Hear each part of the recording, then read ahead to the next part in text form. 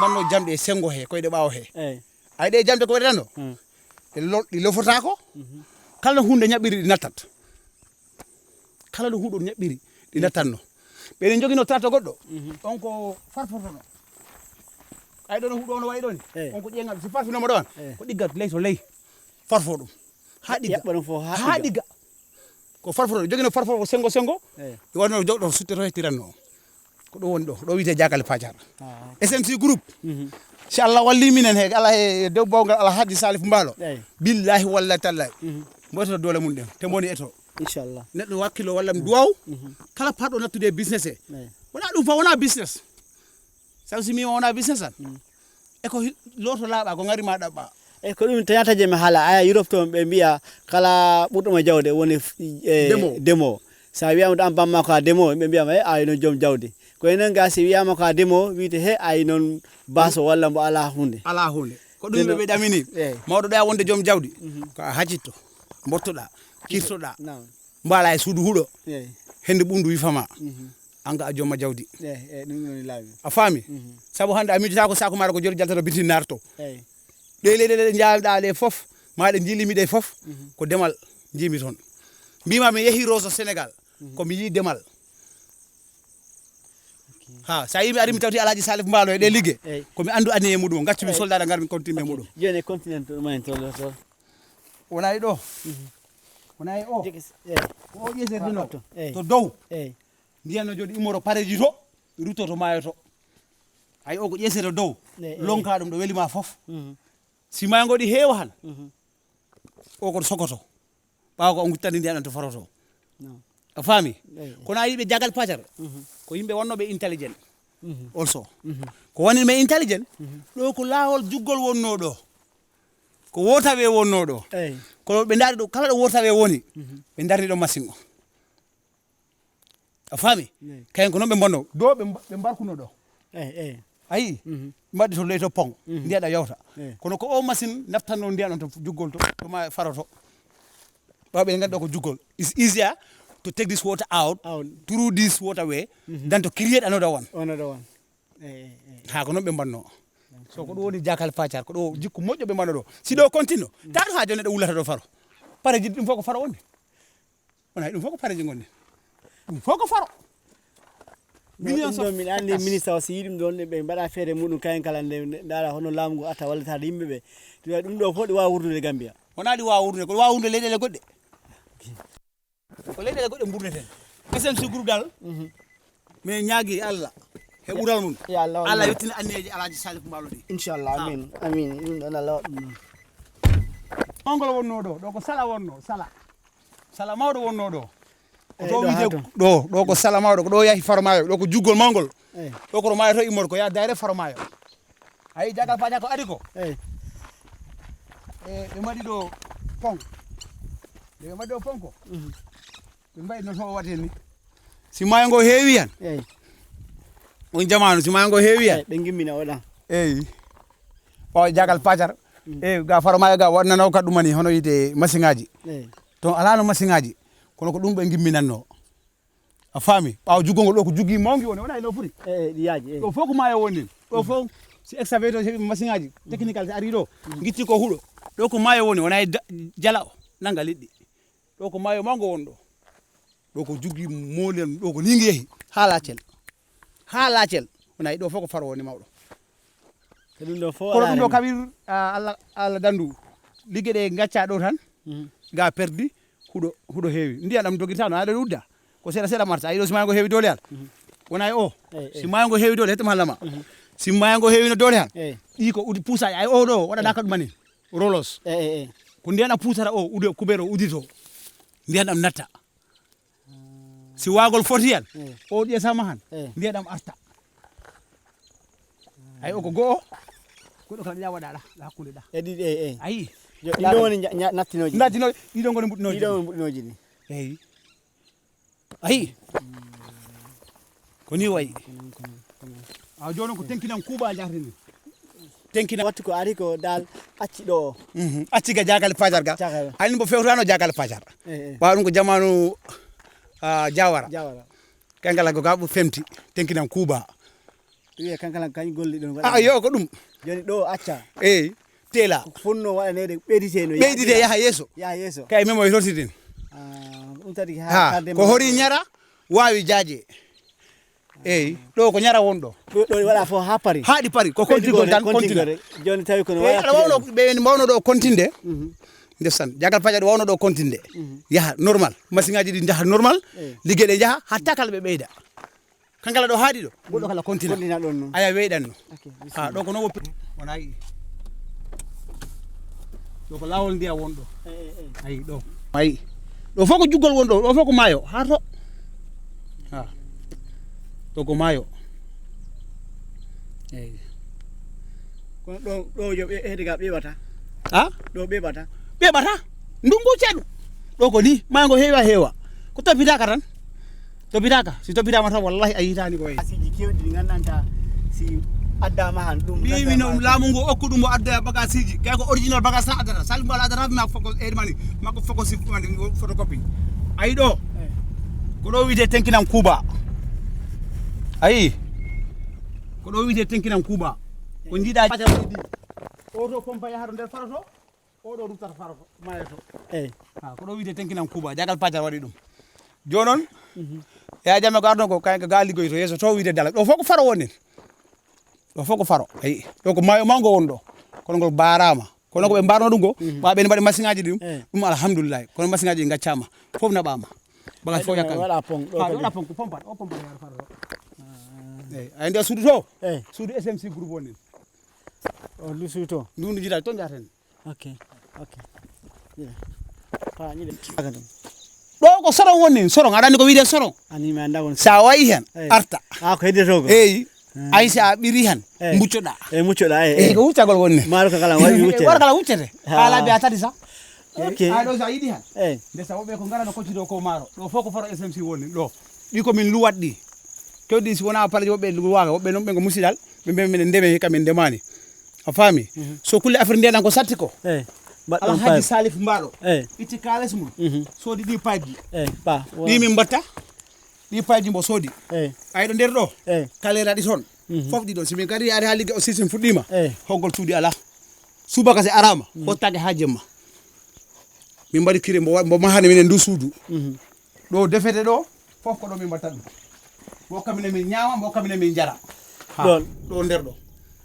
golloɓe fof ko ɗo montantu ɗo gontantuman ñaloma fof wattu botari ta goto ɗi defa te ko gorko defanta minen wona hay debbo kana onon golloɓe worɓe fof garata walla ko worɓe tan fof mbo yoɓat ara tuggol foti an wonno dar rewɓe fof gara walla men tuggol worɓe kala mbo yoɓat men ha ko ɗum woni SMC joni mbiɗa o pipe ɗo ko wadde ɗo o sukara yato maayo to ali o wawata yettade to maayo to ar mo holla on gare exabe to ala so alhaji Saaliw Mbaalo e jow yurmede muɗum e doole muɗum e kattan muɗum mbo etima no bete mbo yi kam ɗo joni fade mi sooda pipe ji kulle pareji men ɗi hoto no jakko ɓawa ko maɗi keɓa ndiyam ɓawa laabi ɗi fof mbarama machine pompe o ndiyam ala joni ko mbo waɗi mbo soodi pipe ji ko wona yi ɗo ɗo ko gulumbol won ɗo ɗo ko gawol waɗa ɗo ar mi hollama ay ɗo no ñaɓɓiɗi nder tattoji fafre gono ɗan fafo ha laaɓa ta a hulani ay ɗi laaɓi ko ɗi mbaɗa create time ya jamme ɗum tagi plotaji ɗi guyti a faami laaɓi ɗi ko ɓeyɗa ko ɗum guyti ɗi plotaji ɗi ko noon taw ko hettaji mawɗi wonno ha ay ɗo ko funni ɗo ɗo ko mawɗo fof koye faroye tawano ɗo taw on no laawel ni kono ka fof koye faroye tawano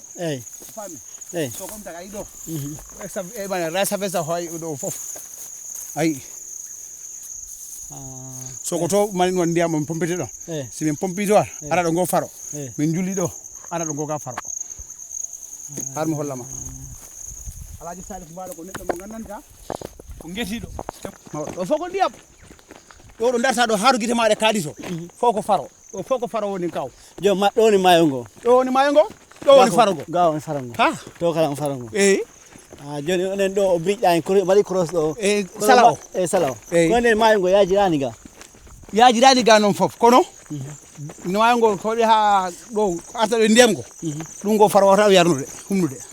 si laabi kalanoga on jamanu ko sa ari ha natti to nattide formayo ko ade ndiyam ha kota kon bada do paybo min bada do machine o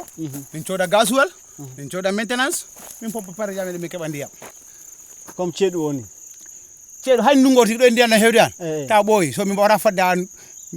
ogos ara yakka sisina men min pompa ana paraji don vratis ko lebbiñel de heddimbo jogimbo lebbi tati jogimbo lebbi nayi jogimbo lebbi jeegom heddima rek eyi nari kadi wodi different maro ko wodi MPK fof wodi different maroji di godi kono wattudo do wondo modo hay jojodo wondo sa ni pompi machine wonno an e de ko dum paraji batani liggaka madi aydul hay hunde mbadaka don jo wanne so kewne exact jojodo so ndi trato ada hoba dum jojojo loro ndiyam jango be ndaba e ko badum ndiyam ala machine ngaji jakkima tedi ngo bono yaaji ngo cikka yaltan do si ada saku jelo si mo ta hebi good season a heba do sakuji capande jeerade ha ko fawi 50 kg do guna hay laabi ala kama o kono si a tano ko a liggi mo no moji buradum heba temeder ko fawi kama ta hebi ndiyam in time engrais time a hebi ndiyam in time engrais time walla heba ko buri dum do ko pareji mawdi ni tan do do kay do wondo a hande di woppa hobo liggi do hay goto yimbe pinjode sare to no ngar balla alhaji Saaliw Mbaalo he ligge de nade si lota ma reedu an angal lut bawo mango alhaji Saaliw di lota de yimbe di hakkunde meda am te ko neddo mojo labdo bernde o lobata kala ngardo ko kuda damgal mungal anytime mo udida damgal mungal affaire ligge kay wattu ko kuda dum fombo no udita dum te ko neddo mo gandanta ndesan kala ko wiya ma problème ala tun mbaden seeda tan min ko min de min do ko min ko mi jibin dum do ko mi kawbu jonongo faro do ko itam foko gota remete laalo goto min garani jol fudade January do don January kala January min bada machine ngaji mi wada machine ngaji min pompa min ligore min dara godo liggi wat min ko continuous dagal paja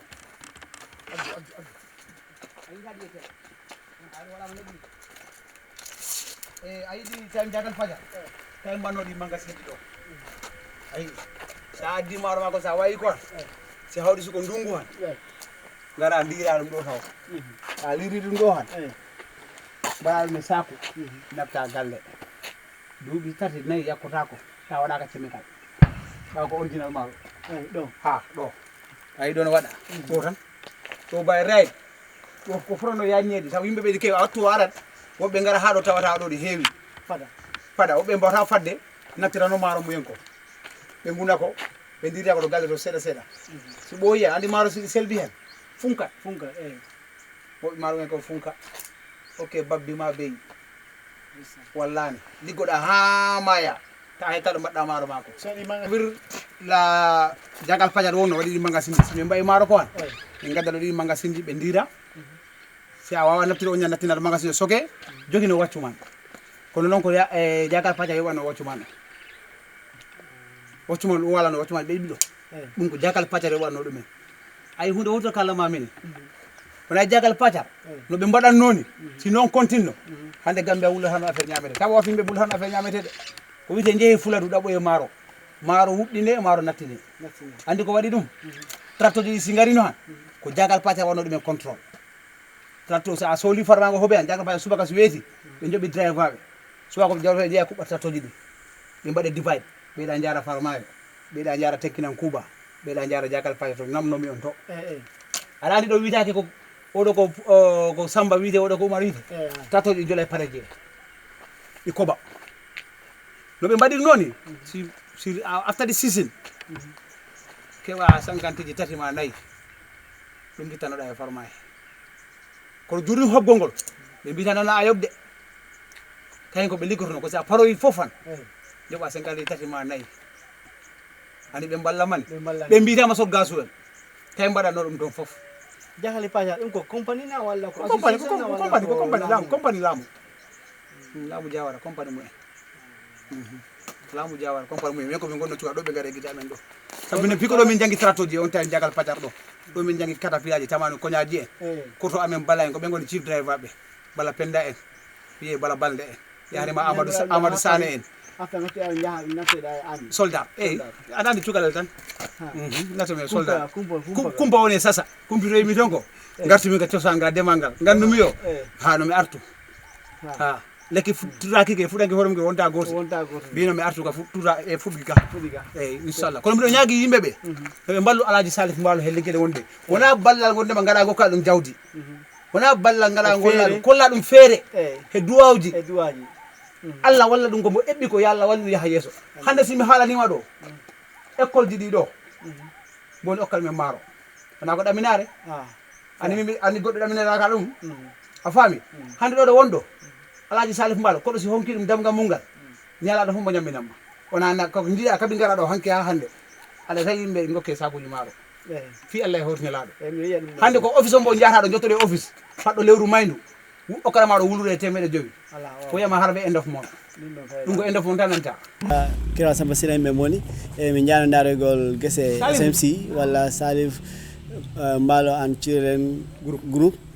limited so no mi ngari do machine ji ngari do gananta ko diwoni machine ji mabbe ni hatta kade mi jewta e farm manager because ko farm manager ko bakli do mi jili to gese de fo halni mine history mo gandanta wi minen sa tele mi aton yaade den non ala ko mata non ke do minen min jewta ga kadi seda e sengo machine ji okay daw balla alhaji Salif Mbaalo Children group limited okay alhaji Salif Mbaalo woni neddo mo gandanta mi mami ko tinnido ko bakkilido te ko jidan do Fuladu te ko jidan do Gambia ko jidan do aduna o do jita do ko woni Jenaba Jawo Barna ko woni sales manager ameno odo mo jita do yafo odo gondo do ko wite Musa Mbaalo ko woni admin office ameno kala ko woni affaire bindole kayton kay wadani minen dum odo non ko Salif Balde ko do woni affaire unobe marobe patto ka Ousmane odo ko odo woni Ousmane so Ousmane Sabali ko be ngoni to faroto ani to faroto ko kala mami ko si ari ha si maro ko fuddi sawtude han ko ma keba dokobe dum ko be ngoni to sengo dokobe to faroji to alaaji Salif Mbaalo yurmama be jaara ratte pere so randi men weloji ko be danna be jaara to faroto be gattata cuudi to di masingaji jida do di ko woni rice harvester o odo do wondo mo fuddi ma ligade ay ko woni odo woni machine ba o maro ko waadum bojja dum on tan wancina dum e dula memi moba min bada sakuji wonta ceri odo kala wari kono mo min barane mudum taw alaaji Salif Mbaalo ko neddo labdo bernde te ko gannido ligade wallugol yimbe ndu tundudo fof ko sare witende de birkam bato jogi machine nguno gawri mo addi machine aji ngunoji gawri wala yi o ko bojjat e odo ko sottat odo rufa mo addi machine aji ngunoji gawri ay o ya machine mo jida to o ko kulle nyamete gertode mo pari wadde nyamete gertode so carton to andi yimbe be ko gadda mada oda nyamete gertode to abuko mboyo watta ko en bibbe leydi be no mbaabe wadde dum no ene mbaawi dum wadde te dum kala masallah bo fudoto dum joni ha o machine do nyamode gertode ha so joni do wondo mi okka on taw sel manager mo bo heba ko halani on hono haajo yarata sabu kulle affaire aji di dal on nani farm manager ko haali do ko halni be matiraji moni do di ha joni ge jaaya e SMC group o do no ko woni sales manager den non lamdo en ko kay woni homo ajalmi saminama assalamu alaikum warahmatullahi wa ta'ala wa barakatuh ni hono biteda mi wite Jeynaba Jawo Mbaalo Jeynaba Jawo Mbaalo ka won do sales manager hono mbadida e Salif Mbaalo mi woni debbo mudum dida mashallah nani ko fulbe woni debbo mako dida bo kay woni sales manager nden ngani fami Salif Mbaalo ko fo woni hen family o fodi he golle hen joni on sales manager ko gila tuma puddan do yede maro dum dera ebde joni on 2 to 3 years eka on pudi yede maro kulle do ballal be naw ka yidino kulle bo wawa sodde sako o wadi poti o beta poti joda poti tawi awawta hebde poti awawani ko kilo mbawda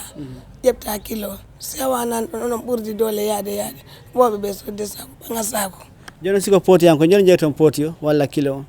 poti o kay $5 poti o $5 kilo wona kilo yano ay joni hunde nde ceñima joni kilo jomo ya harno $37 ay andari bag of rice joni ko 1900 bag of 1900 50 kilo 50 kilo 25 kilo on ko $950 $950 nden noon on tawi maaro ko par ce que hayni sa miijima ko watte hen ko gila e engrais hay golloɓe hen te noon kadi wona ko waɗa gas walla ono maaro mon ko watte gas ala min min batta kon gas ko remete rek waɗe process ɗon tan fuɗɗe ñamede ko noon reme waɗe process fuɗɗe ñamede min batta o posono omotta posono kono noon ko hase sales manager ko caɗele hoɗum keɓɗa e sengo business he caɗele joni ko fummata min ɗo o waktu ɗo no jiita minen mbaddi ɗum ɗo e kulle iskulaji he o wattu ɗo no transportation yiɗi tampini min kulle ono moto